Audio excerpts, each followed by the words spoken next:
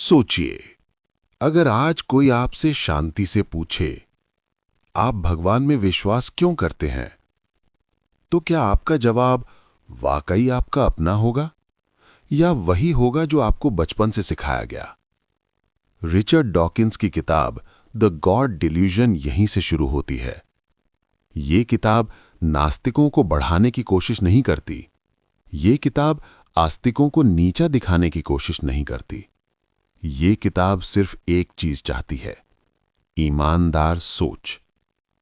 Richard Dawkins कोई दार्शनिक नहीं है, कोई धर्मगुरु नहीं है। वे एक एवोल्यूशनरी बायोलॉजिस्ट हैं। उनका काम है प्रकृति को देखना, सबूतों को समझना और बिना डर सवाल पूछना। और यही आदत उन्हें धर्म की तरफ ले जाती है। डॉकिंस कहते हैं, दुनिया में ज्यादातर लोग अपने धर्म को चुनते नहीं हैं, वे उसमें पैदा होते हैं। अगर आप भारत में पैदा हुए तो संभव है आप हिंदू हों, अगर सऊदी अरब में तो मुस्लिम, अगर इटली में तो ईसाई। तो सवाल ये नहीं कि कौन सा धर्म सही है, सवाल ये है अगर सच एक है तो वो जन्म स्थान पर निर्भर क्यों करता है? यहीं से किताब पहली असहज सच्चाई सामने रखती है। हम बच्चों को धार्मिक पहचान दे देते हैं उस उम्र में जब वे सवाल करना भी नहीं जानते। हम कहते हैं ये हिंदू बच्चा है, ये मुस्लिम बच्चा है। डॉकिंस पूछते हैं, क्या हम बच्चों को राजनैतिक विचार भी इसी तरह दे देंगे? बच्चा बच्चा होता है, धर्म उसका नहीं, बड़ों का होता है। इसके बाद किताब भगवान की परिभाषा पर आती है। जब आप पूछते हैं भगवान क्या है, तो जवाब साफ नहीं होता। कभी कहा जाता है वे हर जगह हैं, कभी वे समय और स्थान से परे हैं, कभी वे हमारी समझ से बाहर हैं। डॉकिंस कहते हैं, अगर कोई दावा हमारी समझ, हमारे सवाल और हमारी जांच सबसे बाहर रखा जाए तो हम उसे सच कैसे माने? विज्ञान ये नहीं कहता कि हर चीज का जवाब हमारे पास है। विज्ञान ये कहता है जो भी दावा किया जाए वो जांच के लिए खुला होना चाहिए। यहां पहला बड़ा टकराव पैदा होता है। धर्म कहता है विश्वास करो, विज्ञान कहता है दिखाओ। इसके बाद किताब आस्था और सबूत के फर्क को समझाती है। आस्था का मतलब होता है बिना सबूत के मान लेना। डॉकिंस कहते हैं आस्था को अक्सर एक गुण की तरह पेश किया जाता है। लेकिन सोचिए, अगर कोई व्यक्ति बिना सबूत के किसी भी चीज पर विश्वास करे तो क्या हम उसे समझदार कहेंगे? तो फिर धर्म के मामले में यही चीज गुण कैसे बन जाती है?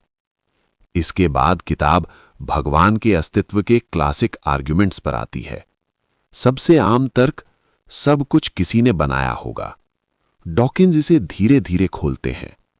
अगर हर जटिल चीज को एक निर्माता चाहिए, तो भगवान, जो सबसे जटिल कल्पना है, उन्हें किसने बनाया?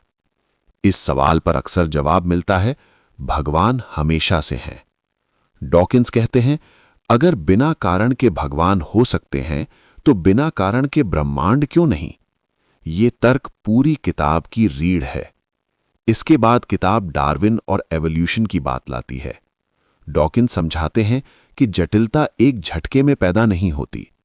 छोटे छोटे बदलाव, लंबा समय और प्राकृतिक चयन, यही जीवन की कहानी है। आंख जैसी जटिल चीज भी एक दिन में नहीं बनी। तो डिजाइन जरूरी नहीं कि डिजाइनर का सबूत हो। ये हिस्सा बहुतों को असहज करता है, क्योंकि ये भगवान को जरूरत से बाहर करता है। और यही पार्ट 1 का असली मकसद पूरा होता है। आपको ये नहीं बताया गया कि क्या मानना है, आपको ये दिखाया गया कि सोचा कैसे जाए। अब सोच को और आगे ले चलते हैं। जब ये मान लिया जाता है कि भगवान ने इस ब्रह्मांड को बनाया है, तो अक्सर ये भी मान लिया जाता है कि वही सब कुछ समझाते हैं। लेकिन डॉकिंस यहीं रुकते हैं और कहते हैं, यही सबसे बड़ी समस्या है। क्योंकि जब हम हर सवाल का जवाब भगवान को बना देते हैं, तो सवाल खत्म हो जाते हैं। और जहां सवाल खत्म होते हैं, वहां ज्ञान भी रुक जाता है। एक बहुत आम तर्क दिया जाता है, विज्ञान सब कुछ समझा नहीं सकता। डॉकिंस इस बात से सहमत हैं, विज्ञान सच में सब कुछ समझा नहीं सकता।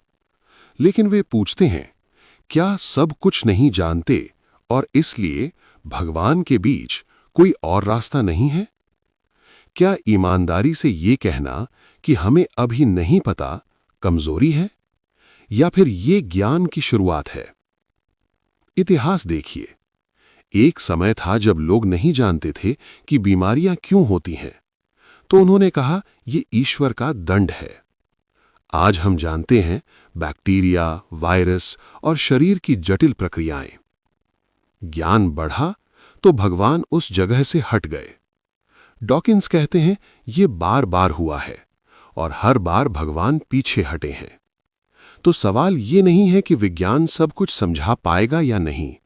सवाल ये है, क्या हम अधूरी समझ को ईश्वर से भर देंगे? इसके बाद आता है सबसे मजबूत और भावनात्मक तर्क, भगवान के बिना जीवन का कोई अर्थ नहीं। डॉकिंस इसे हल्के में नहीं लेते। वे मानते हैं ये डर बहुत गहरा है। अगर ये सच हो कि इस ब्रह्मांड में कोई विशेष योजना नहीं है, तो इंसान खुद को अकेला महसूस करता है। लेकिन वे पूछते हैं, क्या अर्थ ऊपर से दिया जाना जरूरी है? अगर जीवन का अर्थ पहले से तय है, तो हमारी आजादी कहाँ है? डॉकिंस कहते हैं, अर्थ वो चीज है जो इंसान खुद बनाता है। एक मां के लिए उसका बच्चा अर्थ है, एक वैज्ञानिक के लिए सच की खोज अर्थ है, एक कलाकार के लिए रचना अर्थ है। इन सब के लिए किसी ईश्वरीय आदेश की जरूरत नहीं। इसके बाद किताब प्रार्थना की बात करती है। आस्तिक कहते हैं प्रार्थना से चमत्कार होते हैं। डॉकिंस पूछते हैं, तो फिर प्रार्थना हमेशा काम क्यों नहीं करती? अगर कोई बीमार ठीक हो जाए तो कहा जाता है भगवान ने सुनी, और अगर वही बीमार मर जाए तो कहा जाता है भगवान की इच्छा थी। डॉकिंस कहते हैं ये तर्क कभी गलत नहीं हो सकता, क्योंकि हर परिणाम भगवान के खाते में डाल दिया जाता है। ये तर्क जांच से बच निकलता है। विज्ञान में अगर कोई दावा किया जाए तो उसे गलत साबित करने का रास्ता खुला होना चाहिए। प्रार्थना के साथ ऐसा नहीं है। इसके बाद किताब आत्मा और परलोक की बात करती है। कहा जाता है शरीर मरता है, आत्मा नहीं। डॉकिंस पूछते हैं, आत्मा करती क्या है? अगर सोच, यादें, भावनाएं सब दिमाग से जुड़ी हैं, तो आत्मा का काम क्या है? दिमाग को चोट लगती है तो व्यक्तित्व बदल जाता है। कभी कभी इंसान पहचान तक भूल जाता है। तो फिर आत्मा कहाँ रहती है? डॉकिंस ये नहीं कहते कि मृत्यु के बाद कुछ नहीं है। वे कहते हैं हम नहीं जानते। और हम नहीं जानते कहना ये भगवान की योजना है कहने से ज्यादा सच्चा है। इसके बाद आता है धार्मिक अनुभवों का विषय। लोग कहते हैं उन्होंने भगवान को महसूस किया। डॉकिंस पूछते हैं, क्या अनुभव सच का प्रमाण होता है? अगर अनुभव ही प्रमाण होता तो हर धर्म सही होता। लेकिन अनुभव संस्कृति के हिसाब से बदलता है। एक हिंदू अपने देवता को देखता है, एक ईसाई यीशु को, एक मुसलमान फरिश्तों को। डॉकिंस कहते हैं दिमाग वही अनुभव पैदा करता है जो वो जानता है। इसके बाद किताब धार्मिक ग्रंथों की बात करती है। आस्तिक कहते हैं हमारी किताब ईश्वर की दी हुई है। डॉकिंस पूछते हैं, तो फिर इतनी सारी किताबें क्यों? और वे एक एक करके दिखाते हैं कि इन किताबों में वैज्ञानिक गलतियां हैं, नैतिक विरोधाभास हैं और अपने समय की सीमाएं हैं। अगर ये किताबें सर्वज्ञ ईश्वर की होतीं तो वे समय से आगे होतीं, पीछे नहीं। इसके बाद किताब एक खतरनाक मुद्दे पर आती है, कट्टरता। जब कोई इंसान ये मान लेता है कि उसका विश्वास ईश्वर की मुहर के साथ है, तो वो सवाल करना बंद कर देता है और यहीं से हिंसा, युद्ध और नफरत पैदा होती है। डॉकिंस कहते हैं समस्या ईश्वर में नहीं, समस्या निस्संदेह विश्वास में है। कोई भी विचार जो आलोचना से ऊपर रखा जाए वो खतरनाक हो जाता है। और यही इस हिस्से का सबसे बड़ा संदेश है। सवाल पूछना अनादर नहीं है, सवाल पूछना ईमानदारी है। अब बात सिर्फ भगवान के होने या ना होने की नहीं रहती। अब सवाल इंसान की जिम्मेदारी का हो जाता है। क्योंकि अगर ये मान लिया जाए कि हर सही और गलत का फैसला ऊपर से आता है, तो इंसान खुद को जवाबदेही से मुक्त कर लेता है। डॉकिंस यहीं रुकते हैं और एक बहुत असहज सवाल पूछते हैं। अगर कोई काम सिर्फ इसलिए सही है क्योंकि भगवान ने कहा है, तो क्या वो काम अपने आप में सही है? और अगर भगवान कल उसी काम को गलत कह दें, तो क्या वही काम गलत हो जाएगा? ये सवाल नैतिकता की नींव हिला देता है। डॉकिंस कहते हैं, अगर अच्छाई और बुराई ईश्वर के आदेश पर निर्भर है, तो नैतिकता स्थिर नहीं है, वो मनमानी है। और अगर ईश्वर हमेशा वही आदेश देते हैं जो पहले से सही है, तो फिर नैतिकता ईश्वर से अलग अस्तित्व रखती है। यानी या तो नैतिकता भगवान से स्वतंत्र है या फिर वो सिर्फ आदेश पालन है। ये तर्क धर्म के लिए बहुत भारी पड़ता है। इसके बाद किताब सीधे इंसान के व्यवहार पर आती है। अक्सर कहा जाता है, धर्म के बिना समाज टूट जाएगा। डॉकिंस आंकड़ों और उदाहरणों के साथ इस दावे को खोलते हैं। वे दिखाते हैं कि दुनिया के सबसे सुरक्षित, सबसे शांत और सबसे खुश देशों में धार्मिकता कम है, और कई जगह जहां धर्म जीवन के हर हिस्से में है, वहां हिंसा, महिलाओं पर अत्याचार और असहिष्णुता ज्यादा है। ये संयोग नहीं है। डॉकिंस कहते हैं, समस्या अच्छाई की कमी नहीं है, समस्या ये मान लेना है कि अच्छाई सिर्फ धर्म से आती है। इंसान सामाजिक प्राणी है। हम सहयोग करके बचे, हमने सहानुभूति विकसित की, हमने नियम बनाए क्योंकि हमें साथ रहना था। अच्छाई डर से नहीं, रिश्ते से पैदा होती है। इसके बाद किताब बच्चों की शिक्षा पर आती है, और यहीं डॉकिंस सबसे ज्यादा भावुक हो जाते हैं। वे कहते हैं, हम बच्चों को धार्मिक बच्चे कह देते हैं, लेकिन बच्चा धार्मिक नहीं होता, वो सिर्फ वही दोहराता है जो उसे सिखाया गया। डॉकिंस पूछते हैं, क्या ये सही है कि हम बच्चों को डर, नरक और पाप की कहानियों से पालें? क्या ये सही है कि हम उन्हें ये सिखाएं कि सवाल पूछना गलत है? उनके लिए ये सिर्फ बौद्धिक समस्या नहीं है, ये नैतिक समस्या है। एक बच्चा जो सवाल करना सीखता है, वो कमजोर नहीं होता, वो आजाद होता है। इसके बाद किताब धर्म और विज्ञान के रिश्ते को अंतिम रूप से सामने रखती है। धर्म निश्चितता चाहता है, विज्ञान अस्थायी उत्तर देता है। धर्म कहता है, ये अंतिम सच है। विज्ञान कहता है, ये अभी तक का सबसे अच्छा जवाब है। और यही विज्ञान की ताकत है। विज्ञान गलत होने की संभावना अपने भीतर रखता है, धर्म गलत होने की संभावना खुद से बाहर रखता है। डॉकिंस कहते हैं, यही फर्क ज्ञान और विश्वास के बीच है। अब किताब धीरे धीरे अपने सबसे जरूरी सवाल की तरफ आती है। अगर भगवान नहीं है, तो हमें कैसे जीना चाहिए? डॉकिंस का जवाब बहुत शांत है। वे कहते हैं, ईमानदारी से, करुणा से, जिम्मेदारी के साथ। इसलिए नहीं कि कोई देख रहा है, बल्कि इसलिए कि हमारे काम दूसरों को प्रभावित करते हैं।